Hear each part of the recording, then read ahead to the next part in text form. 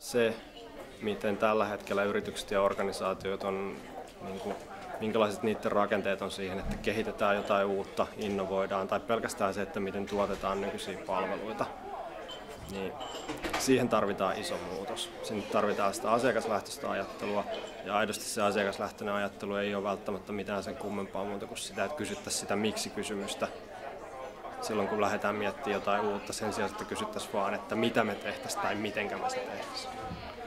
Ja sitten toinen viesti, ehkä se, että nopeiden kokeilujen kautta oppii kuitenkin kaikista parhaiten. Eli kaikenlaiset suunnittelijat ja asiantuntijat pyörittelee ideoita siinä työpöydällä ihan liian pitkään.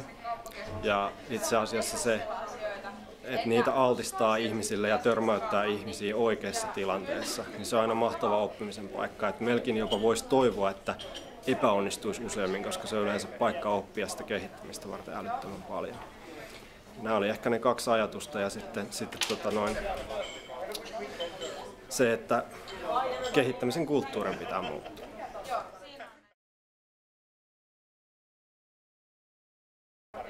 No, mua motivoi henkilökohtaisesti kaikista eniten niin kuin isot haasteet. Se, että me ollaan todellakin siinä tilanteessa, että tarvitaan radikaaleja innovaatioita, varsinkin palveluiden kehittämisen osalta, sekä siellä tuotannon puolella että sillä puolella, että miten asiakaskokemuksia rakennetaan.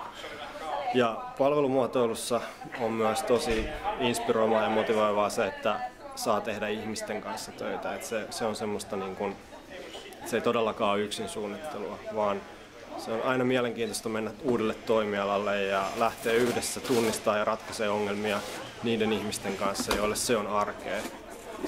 On se sitten siivoustyön tekemistä tai ravintolan tiskillä tarjoilemista tai mitä se onkaan, mutta se on mun mielestä tosi kiinnostavaa.